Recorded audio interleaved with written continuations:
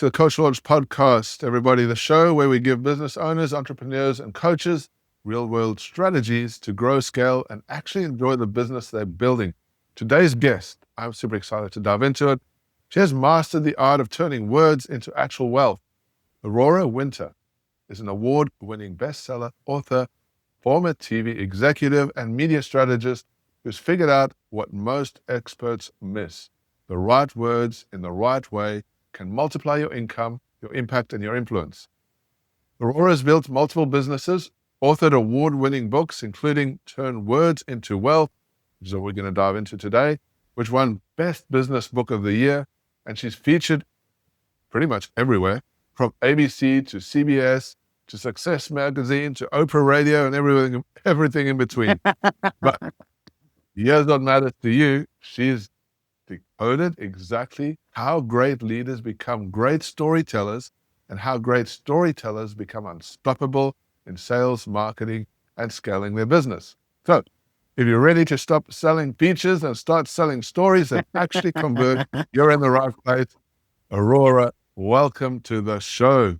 Are you ready to go? I'm ready to rock and roll, Matthew, and I think it's wonderful to be on the show with you, and I want to help the listeners become the expert that AI quotes, not the one it replaces. Love it. I'm so excited to dive into this. It's one of my, talking a little bit about these days.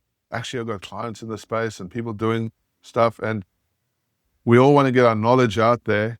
And now we've got this whole new world of AI that's rambling around, and people are getting all overthinking, getting stuck in this, doing things that aren't working, getting broken pieces. So today, hopefully we can bring this all into one understanding of how we can use a book the right way to build wealth, to build our authority. And I'm super excited to get into this. But before we get started, let's take a little bit of a step back. All right. Let's go into a journey. Tell me, where did this all come from? How did this all start? Oh, go back into your it journey. Actually started at a rather desperate time. I'll tell a story on myself.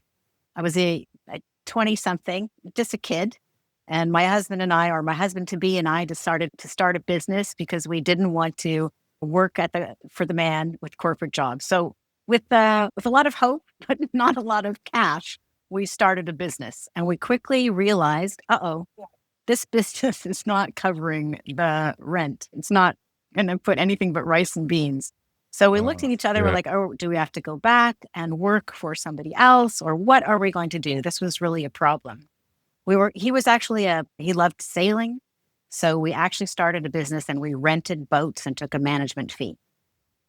I had $1 million idea. I'll tell you the $1 million idea, the bad way, and then the good way in just a second. So we went from struggling at this business. I knew that it was a really clever idea and that it would be our moat. It was unique and special, and nobody could compete with us if they even understood what we were selling. And when I got the right message, everything changed. And this was the moment that I realized just a couple of words can make the difference between struggle and success. These 7 words made the difference between 12% margins and 24% margins. It made the difference between us potentially going bankrupt and becoming the largest yacht dealer in Western Canada with a multi-million-dollar business.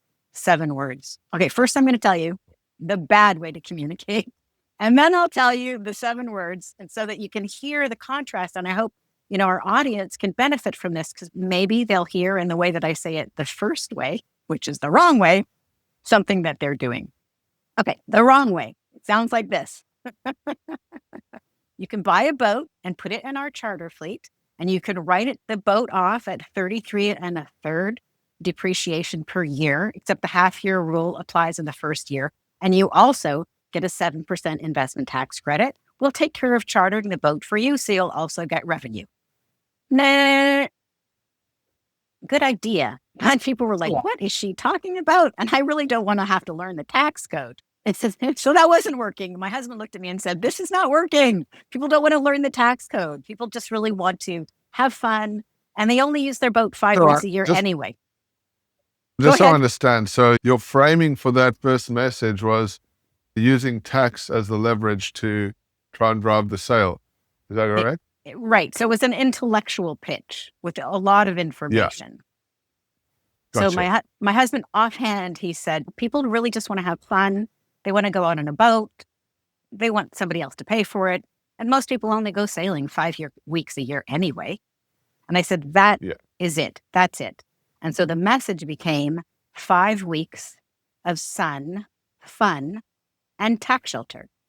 It's like stand-up comedy. You don't expect tax shelter to come after 5 weeks of sun, fun, and tax shelter. So people, they leaned in. They're like, what? What? Tell me more. And those 7 words, 5 weeks of sun, fun, and tax shelter, were my first experience of the floodgates of demand opening up.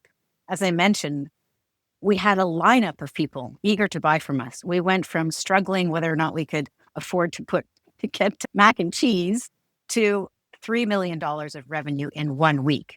A lineup of people eager to work with us. The phone was ringing. We got on the front cover of BC Business Magazine. Radio stations called us. The right message with the right words can make an enormous difference. And I want to be clear. It was the same idea, the same boats, the same team, the same taxes. Nothing changed about the product, but the words changed. And that was the first time in my life that I experienced, oh my goodness, that is huge to have the right words. It happened many times since, but that was the moment where the light bulb went on. And I'm like, okay, I have to pay attention to this because this is more valuable than working another 20 hours in a week. This is most people when they're trying to have a breakthrough in their business, they work harder, they trim things, they fine tune things, but they don't spend time working on their message. And that's the biggest lever you could possibly have. The right words at the right time to the right people can change your life and your business. Wow, I love that. If I may, and I've actually got goosebumps listening to you talk about that because it is a story that's very aligned or similar to a story that I have with our business. And when I was used to be in construction, working in construction, so I had a construction mindset, going from construction into consulting. I had this idea that I was going to be super successful very quickly, and it didn't work out, right? Like, 'cause you got to put effort into it. And cutting a long story short, I decided to go from get into real estate as a market. And we all know that real estate is super competitive, right? Like it's crazy, like cutthroat and everything. And in the beginning, I thought it was a great idea. And I was like, man, there's so much competition in this space. How am I ever going to survive? How am I ever going to do this thing? And I had we talk about words, right? I had this idea that everybody in my space wanted financial freedom. And I had this message about financial freedom, and it was just tanking. Like I was struggling to get people in my Yeah. world. They were just so emotionally connected to this financial freedom that it was driving me nuts. And I had a mentor that I was working with, and he said, you need to test this stuff, and you need to get a real clear understanding of what the message is. And he always hammered into me, message is the most important thing in your business ever. And this to align with what you were saying before, we ran some tests and ads and everything to figure out the message. And here's the thing, right? My audience didn't want financial freedom. What they wanted was to retire early. Same concept, Same but two idea. different Yeah, words. but it wasn't hitting them emotionally as retire early The, would. di- Yeah, there's the the distinction. different, Exactly. right, in words, right? That difference was 473% difference in conversions. When I drew that in and I used like everything was built around that message, my business just started flourishing. Competition became irrelevant. So I it aligns love with it. what you were just saying, how powerful it is with the message and words. Yeah, it's so very powerful.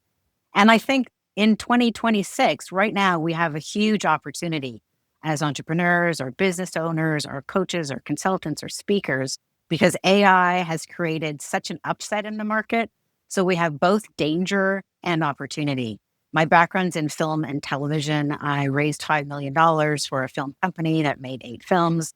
I worked in television, oversaw 250 hours of television programming and feature films. I'm an award-winning screenwriter. So I love everything to do with storytelling even if it's visual or when it's visual as well. And right now, using AI video creation tools, we can create outstanding video that just wouldn't have been cost effective for an entrepreneur even last year. And so 2026, there's a huge opportunity. And I think most people are not leaning into it. They're doing business the same old way that it used to work. But I think this is a seismic shift. It's like back in the day before we had television, when everybody was listening to the radio, and now television. It's like that. But people are kind of like, yeah, YouTube, whatever. No, YouTube is the number 2 search engine. 16% of all internet traffic is on YouTube.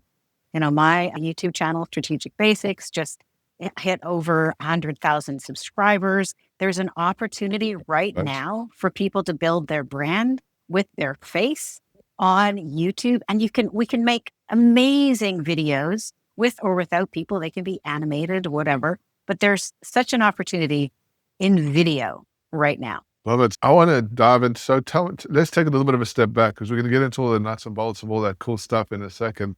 So I want to understand, right? You started out selling boats. Is this correct? It's had many Yeah. iterations. I've got several different businesses. Yeah.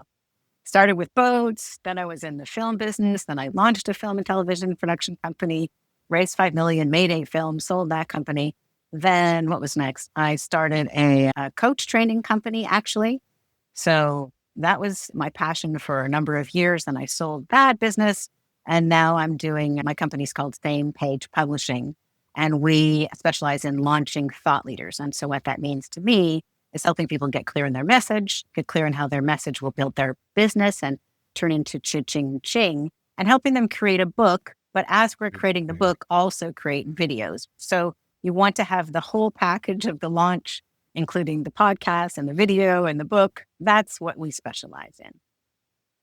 It sounds to me like a powerful branding model that you have there, right? Because that's the selling point, I think, these days. Wouldn't you agree? Is like you have to have a brand, and brand isn't just about one funnel or one idea or one social media channel. The way I see it, it's like there's a lot going on, right? You have to have all these different angles to stand out these days. What's your thoughts on that? Absolutely. And the cool thing is your brand is super valuable. And it's not just about selling whatever your product or service is. It's about building your brand. You are doing this brilliantly with your podcast. People know who you are. I think it's so important. And here's the thing. A book is, I think, very important because writing a book helps you get clear. Who are you and what do you stand for? And it forces you or challenges you to collect all your stories, all of those moments that changed your life and the stories of your clients whose lives you've changed as well. And once you've spent the time of writing a book, you're much more articulate on podcasts. You're much more ready to be really clear and own your brand. But then one book is not enough. One book is enough, but it needs to be combined with ongoing media presence. So, for example, Atomic Habits by James Clear. I mean, it was on New York Times bestseller list for 5 years, probably still on the list. I think it took him 10 years to come out with another book, and it's just a workbook. But he's continually on podcasts, on radio, on TV. He's got his email newsletter. And so it's not, people tend to make the mistake, in my experience, they think, I just need a newsletter, or I just need a book, or I just need the video, or I just need to get on podcast. And what I think works best is what I call the strategic showrunner strategy. So a showrunner in television is the person who oversees the whole creative plan. A showrunner may write some of the scripts, may even act in some of the episodes. But generally speaking, the showrunner holds the creative vision for the overall plan. And that's what I do. I'm a strategic brand showrunner. So that means, hey, let's put together the whole plan to launch you as a thought leader and make sure that this plan works to build your business so that at the end, it all makes money. Instead of doing what so many people do is they grab a book here, a video there, an email marketing funnel there, and they get a mess. Whereas if you put it all together, every piece can work together. So that's what I love to help people do. And I call that strategic brand showrunner. Strategic brand showrunner. I love that. That's a great system. It goes with my channel, which is called Strategic Basics. So yeah. And you hit on some cool points, which I like to dive into, is that you're right. So many people are getting pieces of the puzzle, right? I speak to Yeah. so many people in marketing who've been around for a long time. And they're really clever, smart, they're good at what they do, but they're overwhelmed. They're feeling they get stuck, right? They've got it, like you said, a tech stack from there, and they're plugging together all these different pieces of technology, and they're running around trying to figure out what's going to work. Yeah. And what I love about the showrunner formula that you just talked about is that you're putting everything into a nice, clean line. Like you're giving people, you're removing all that overwhelm, right? And giving people clear steps on how to build this brand and business so that they can, I think, make 7 figures as thought leaders. That's your kind of model, right? I That's love exactly that. right. So Exactly good. right. So in the book, Turn Words into Wealth, I break down 7 different ways to make 7 figures as a thought leader. And I encourage people to read that book and choose at least one of those models before they write a book. Turn Words into Wealth is written so that you can do it yourself. But that, if you prefer, that's what my team at Same Page Publishing does. We help people to create their brand strategy.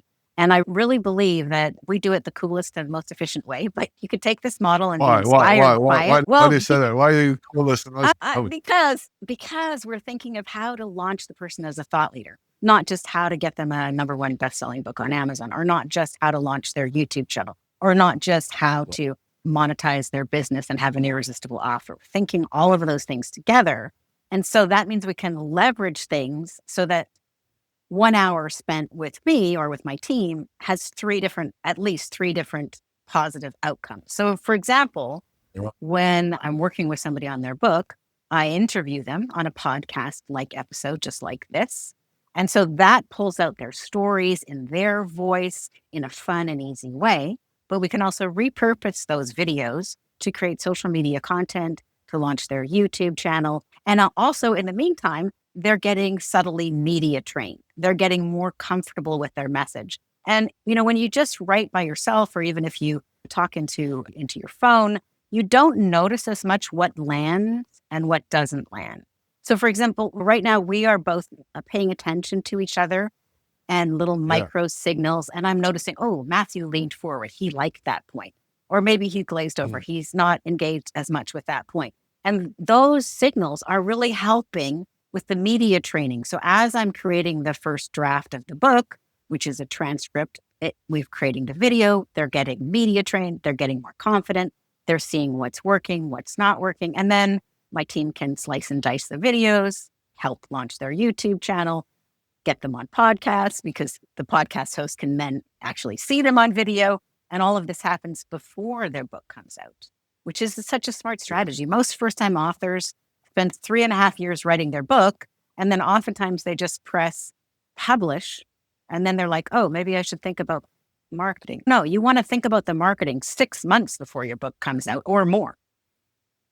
Yeah. Right. So that's why I'm so proud That- of what we do at Same Page Publishing, because I think we have figured out the optimal plan.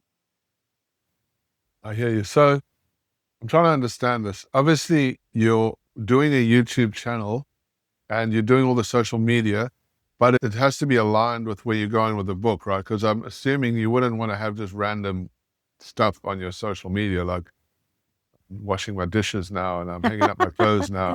Exactly right. It's So got to be for- strategic, right? first, we do the brand strategy, which is what is your core message? What are the gifts that you have to give to the world? What is the core of your message? And then as we outline their book, maybe the book has 10 chapters.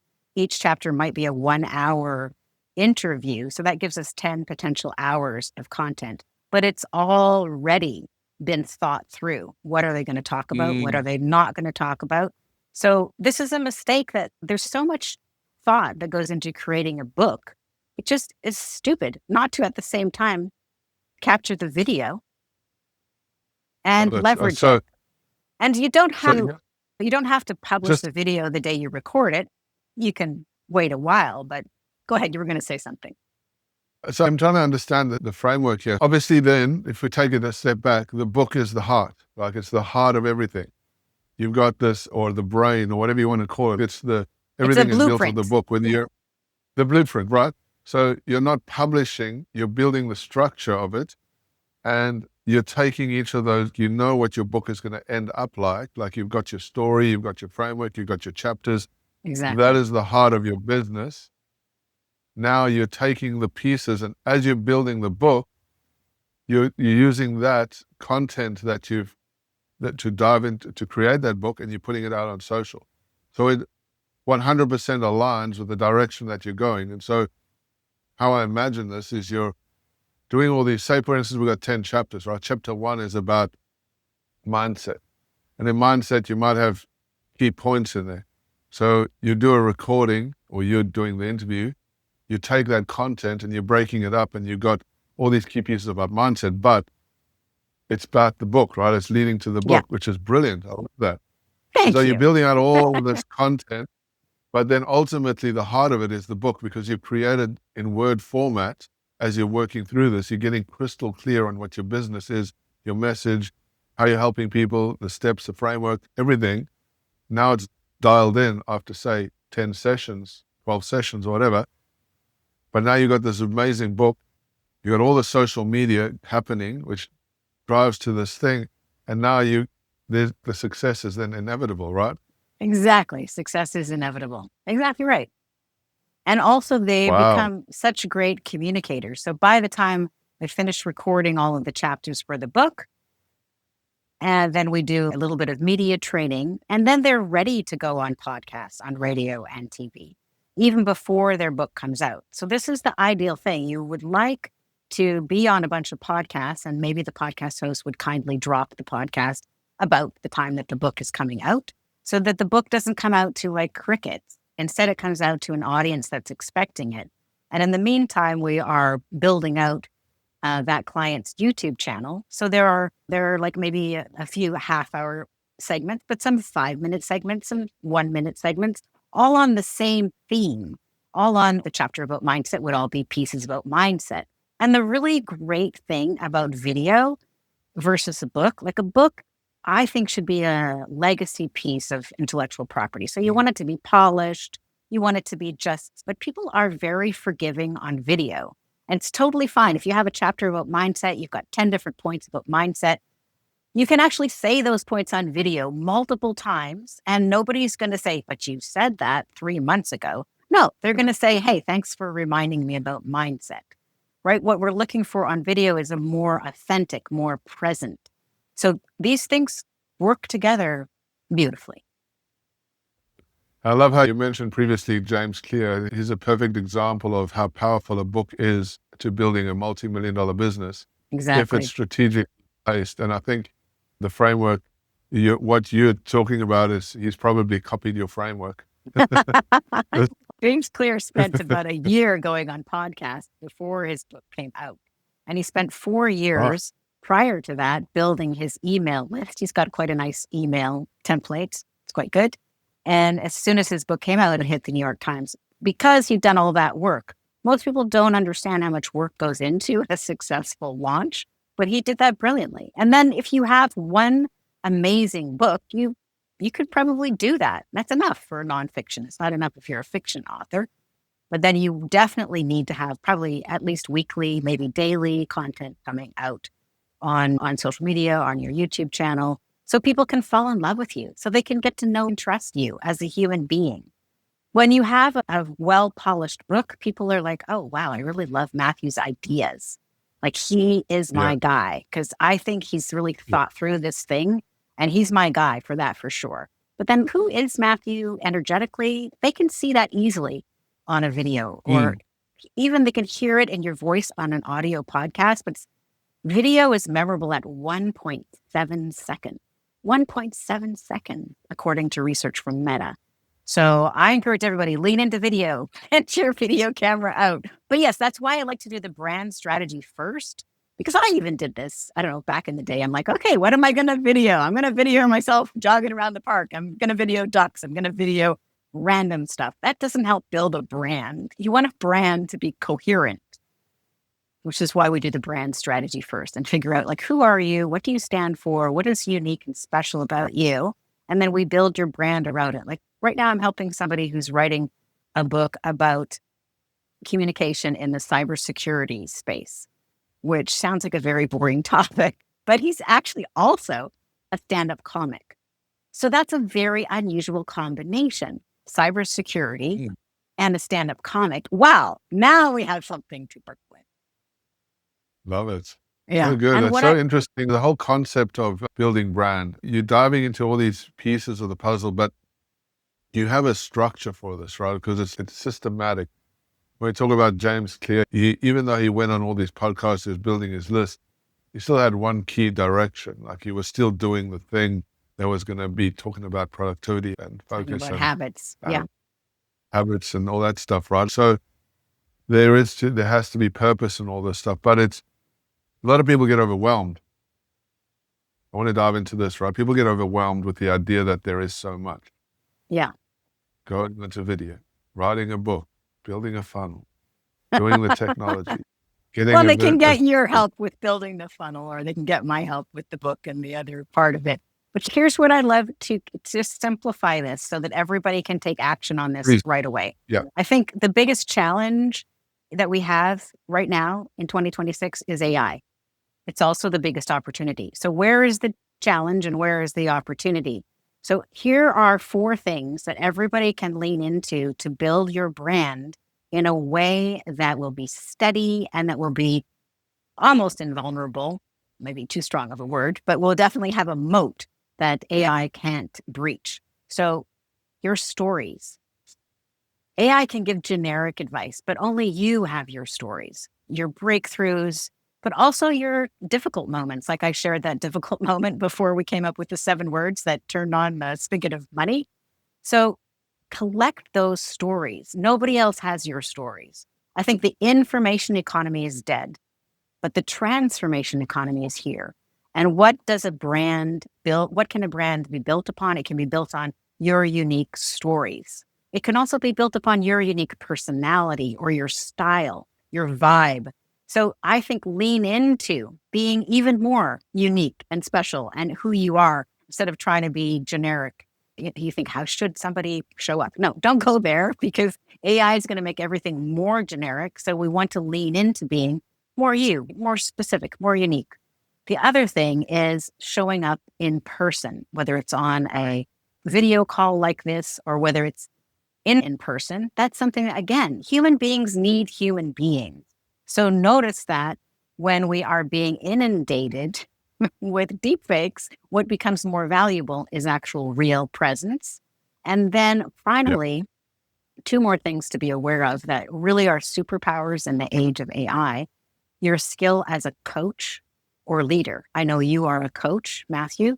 So what is the difference between coaching and just getting information? The Socratic method or the coaching style is you ask a powerful question and then you wait for the person to think of the answer. And when the person comes up with the answer, he has a eureka moment and that creates new neural pathways in the brain. How does AI work?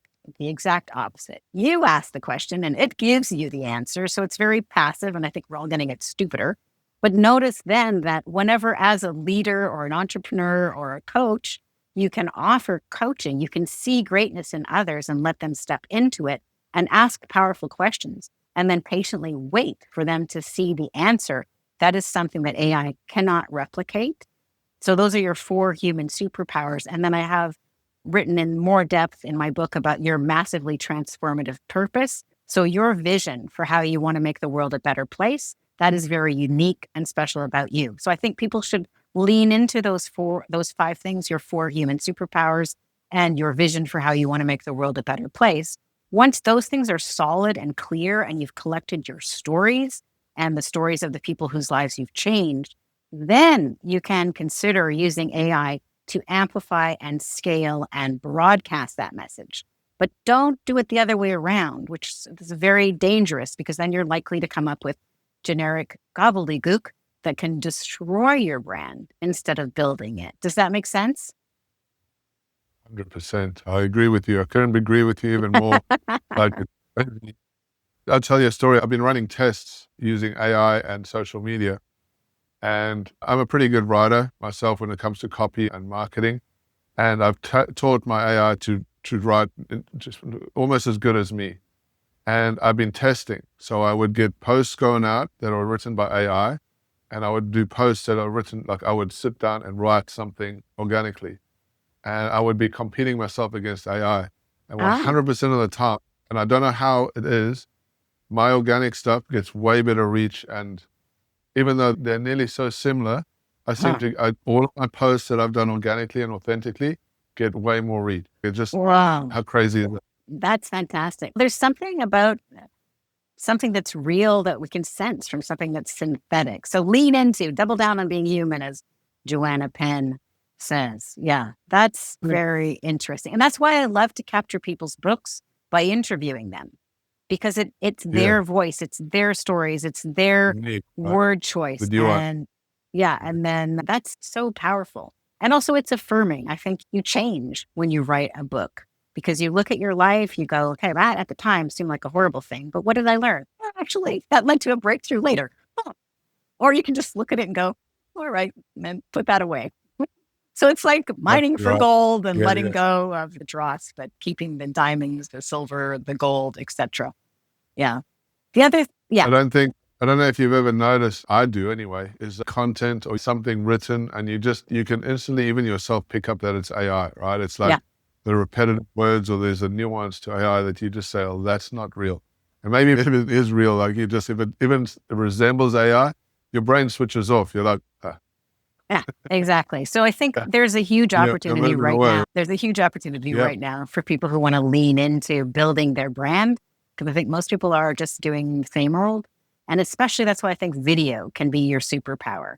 But I think Mm, it's like having a book that's that you're really proud of, that's got lots of reviews on Amazon. You don't have to be a New York Times bestseller. That's not necessary. But you do have to put some effort into your book, so it's your very best thinking. It's what you're really passionate about. You got to do a proper book launch so that the book's got hundreds of reviews and some awards. It's got some momentum. It doesn't have no reviews and no awards, and it's like somebody did the cover, somebody's kid did the cover. You don't want that. You don't have to get a New York Times bestseller. And then one of the reasons that I wrote Turn Words into Wealth is so many people I found, they have put so much love and energy into their book, but they yeah. didn't put any thought into how they could use their book to grow their business. Can I ask you a question as we're going through this? In your book, you've got 7 ways to make 7 figures. Tell me, what are those 7 ways? Okay, let's see if I can remember them all. It was very interesting because I wrote an earlier version of this book with 7 ways to make 7 figures far before Alex Hormozy launched his book, 100 Million Money Models, which was in August of 2025. But Yeah. in his launch, he outsold the next best-selling nonfiction book, which was Spare by Prince Harry. And Alex Hormozy independently published or self-published his book and made over $100 million in a week, selling millions of copies of his book. So he was an example. So he did a number of these things. I've done a number of these things. So there's all examples. One is a free book plus an upsell. So for example, this Oh, little book, Marketing Fast Track, helped me generate $250,000 of new business in 90 days. And it was just a yeah. little short book, but it was followed up by a series of videos that built know and trust. And then people signed up for a business breakthrough call with me at bookcall.biz. And the result was people wanted to get my help with publishing their book and their messaging. So that little book is an example of a free book plus an upsell that can be it made me $250,000 in 90 days, which is a 7-figure pace. What is the like a VIP or The what would be upsell the upsell? The upsell from this book was like working together with me to help them create their book or create their marketing message, which is, It was your service that you provide to help people. So free book to helping people with doing the whole yeah, thing, right? Love exactly. it. Although it was a little less sophisticated at that time because that's when I started it. So you can also use a free book plus an upsell to test, like you mentioned testing a minute ago, to test if there's any market for what you're up to. I used it to Yeah. test, did people want my help with their marketing and messaging? Because at that time, I was known as the founder of a coach training school, which is different from helping people with their message and their marketing. So another Love it. way, the way I use this book, Turn Words into Wealth, which is the most common way to use a nonfiction book, is to attract premium clients at premium prices. So people typically get this book, Turn Words into Wealth, on Amazon or Barnes & Noble or Apple Books, wherever they like to get books. The people who read it and go, oh, I like Aurora, I think she's my person. Then again, they sign up for a business breakthrough call at bookcall.biz. But the book has done all the heavy lifting. It's done the heavy lifting of, they know that what I stand for, they have my vibe. So again, premium clients at premium prices, and many of my clients have done. I love the idea for the book that you just showed me now, Turn Words into Wealth. It's a paid book, right? So you've gone from a free to a paid book, which is now attracting a more premium audience. Correct. Because people who pay attention. People who pay attention. Yeah, that's the danger with the free book plan. And also, but this book took me years to write, really. It's a long book. It's a 50,000 word book. Whereas the other one was based on a 1 hour interview. So it's, okay. Then next. Speaking. Speaking is the highest paid profession. But the entry card to be a doctor, you have to have that MD. To be a chiropractor, you got to be a chiropractor. To have a dentist, you're going to be a dentist. You got to have your DDS. If you want to be a speaker, you've got to have a book, period, end of story. You've got to have a book to get on any decent size of stage. So I highly recommend that. And speaking is one of the highest paid professions. You can speak for free or you can speak for a fee. Some of my clients make $35,000 a pop for a talk, but I have personally spoken for free and made 6 figures at one event. I know you do this with your clients as well. And many times, like no-name speakers that you wouldn't recognize, can leave a free talk with $50,000 or so in their pocket. So speaking is the third way to definitely monetize your message. Then we have the training and certification plan. So I did this when I had a coach training school. Yeah, so you can use a book as a way of presenting your ideas for coach training or any kind of training. Marie Kondo, she exemplifies both the training certification model and the Get TV series on Netflix model. For example, Marie Kondo, her book you may be aware of was something like The Joy of Tidying Up. She's the spark joy woman. After her books came out, people, got rid of all their hoarding and they donated stuff. So she sparked a whole movement about tidying up. But she also trains coaches. I think these might not be 2026 rates, but the last time I checked her rates, it was something like $2,500 maybe to become a certified Marie Kondo tidying up coach. And then also $500 a year to maintain in good standing. So it doesn't take that many to add up to $1 million. So that's the training and certification. So if you turn what you are up to into a system, which I did when I was the founder of the Grief Coach Academy, I've got several books on how to recover from grief or stress or resilience. I turned it into a system. Later, I sold that system with the company. But in the in-between time, the book, a different book from this book, brought people to me. The book's called Grief Relief in 30 Minutes, How to Use the Peace Method to Go from Heartbreak to Happiness. So that's coach training and certification. Oh, yeah. Then we have to, Marie Kondo is also an example of making 7 figures or more by getting your book turned into a Netflix special or a feature film. So I also write fiction. I have a fantasy trilogy called Magic, Mystery, and the Multiverse. It's a young adult fantasy trilogy. Love it. And BBC expressed interest in turning it into a TV series. But as I'm an entrepreneur, I'm not waiting for anybody to give me permission to turn it into a TV series. All right. So an example of turning a book into a TV series, I've got a fantasy series, young adult fantasy series called Magic, Mystery, and the Multiverse. It won the Reader's Choice Award, Best Book for Teens. There's 2 other books. BBC has expressed interest in turning it into a TV series. And in the meantime, I am turning it into a TV series. You can check that out at Anna Zest Series on YouTube. Not making 7 figures from that yet, but Marie Kondo, on the other hand, with her tidying up books, actually had several TV series. Some were in Japanese and 2 seasons, I think, on Netflix, which is amazing because she doesn't even speak English very well. They had a translator. And yet she's cute little, tidy, diminutive Japanese woman that the TV series was charming. So it's not only fiction that can be turned into a TV series or movie, it's also nonfiction. And I have a client I'm working with, Michael Stockham. We are writing a series of 9 legal thrillers, and we're pitching them actively because they would make amazing TV movies or feature films. So that's another way to monetize your message. Okay, now Book to show, yeah. I think we're at 4 or something now.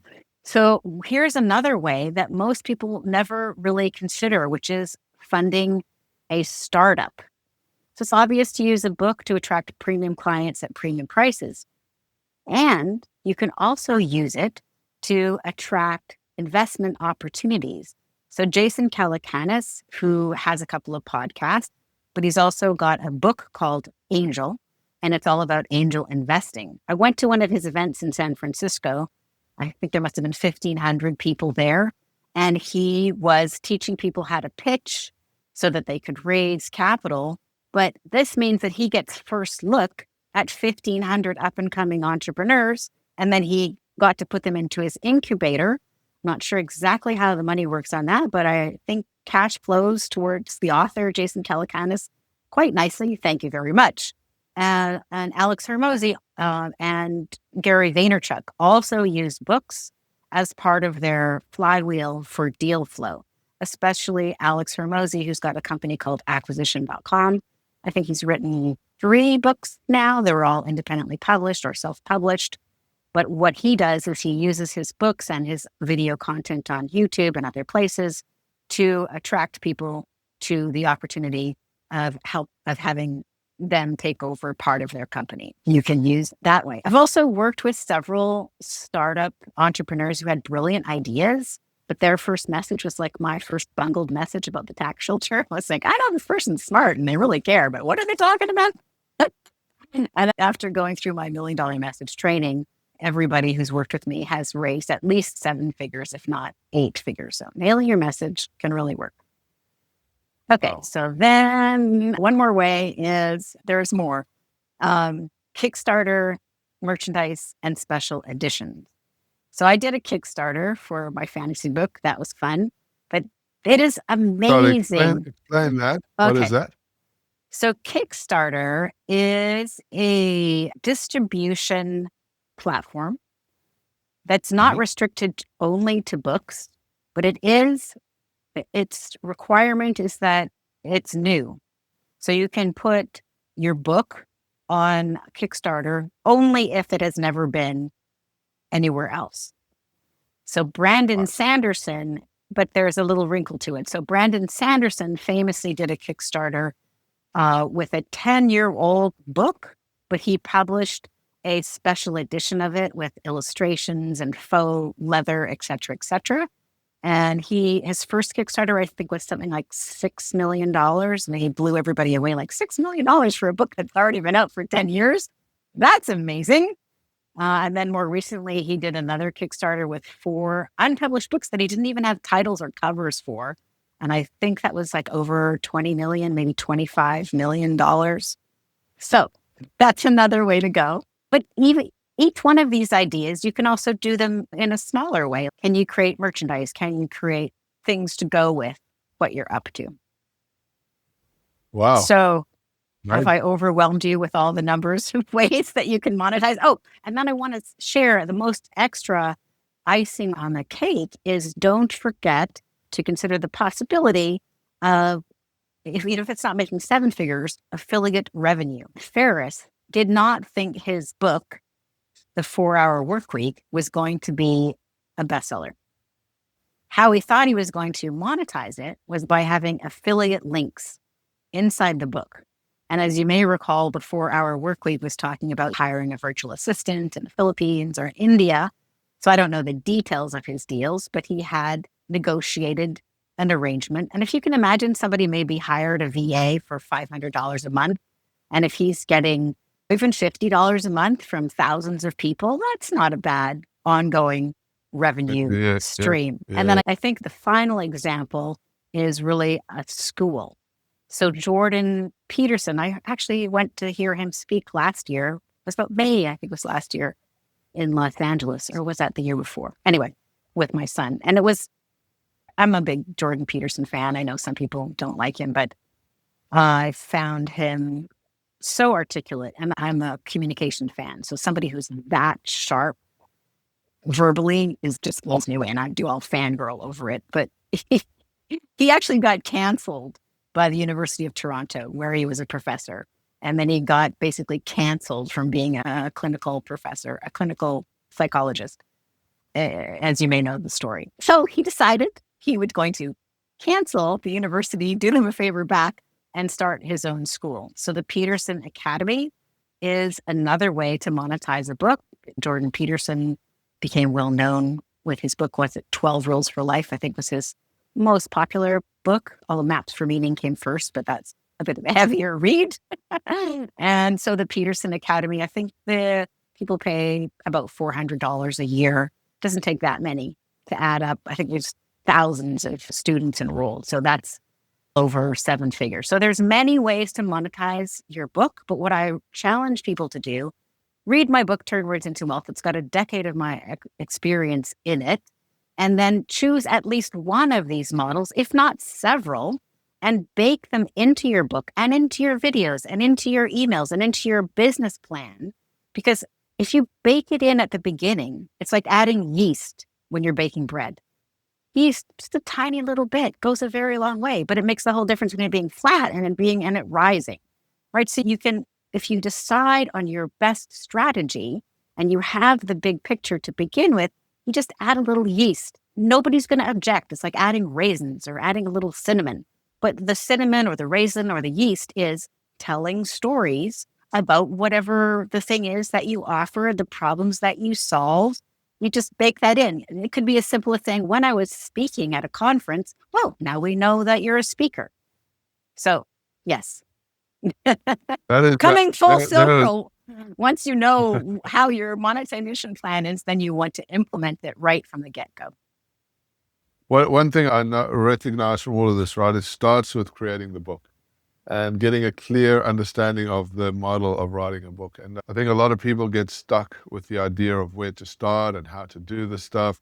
Like, there is a lot to consider. I think a lot of people, I don't know anybody that doesn't want to write a book, or who would want to write a book and want to have a book as published. But everybody gets stuck, right? They're overthinking, they're procrastination, maybe next year. Yeah. Maybe well, not if for they me. work with me. They don't get stuck because I make it fun and easy. My point of this is that when you work with an expert as yourself, it removes all that clutter. It removes all the overthinking, the overwhelm, the procrastination. And this is the importance of it. And I'm fortunate to get to work with lots of successful people. And I think the most successful people in my realm have all got books. Yeah. They all have focused on having a book as a tool for leveraging, as authority, as, for creativity and all that kind of stuff. I don't think in today's market, honestly, with all the clients that I've worked with, if you don't have a book, you're losing out on opportunity, huge opportunity. And so as we lead out to the end of this podcast, and I have to say, I've really enjoyed listening to all the stuff that you had to say. There is a lot of opportunity. One of the things that I've recognized is there's no such thing as competition when you've got a good story, when you've got a good baseline, when you've got a good brand, right? Everyone's, there's so many people doing this thing, but 90% of the people do it wrong. I would encourage everyone to look at the opportunity of working with an expert that knows what they're doing in the space of creating books and building brand. And Aurora, I think you got some great system, great strategy there. I was listening to how you put these things together. I know there's a lot of information to share in a short period of time, but your idea and your strategy and your system is actually pretty simple. It's just put the pieces together, and that's what you're helping people with. So tell me and tell the audience how they can learn more about you, where they can go, and how they can find out how to build their 7-figure business as a thought leader using this type of stuff. Talk me through that. Okay, great. I have a fun, fast, and free readiness assessment. So people can go to thoughtleaderlaunch.com. That's Thought Leader Launch. And it's fun, it's easy, it's fast. There's 20 questions. And then you'll get your readiness score. And you'll see if you are ready to launch as a thought leader today. And if so, what the next step might be. And if you're not ready to launch, it will point out what is the area that you need to work on most. So you'll see, oh, maybe I need to work on my messaging more, or, oh, I need to work on my business more. You'll just see what is your next step, or you'll see, hey, I should launch as a thought leader this year. Let's get going. So that's at thoughtleaderlaunch.com. They can also visit my company webpage, which is Same Page Publishing, and they can get a bunch of bonuses. And then I recommend that people grab a copy of Turn Words into Wealth, 7 Ways to Make 7 Figures as a Thought Leader. And that's available wherever books are sold. I think books are the best way to get a whole bunch of information really fast. And if you'd like to see me on video and learn from me every week, we have free videos on my YouTube channel, which is called Strategic Basics, where I turn breaking news into business breakthroughs. So you get a little bit of what the current events are, and then a little bit of love on how you might be able to use that to build your brand. That's at Strategic Basics. And again, my company website is samepagepublishing.com, because we come on the same page as our clients. Love it. And guys, we'll be putting all that information in the show notes. I became a #1 best-selling author recently, and I can tell you that it's done wonders for my business. Aurora is a master at her craft in doing this.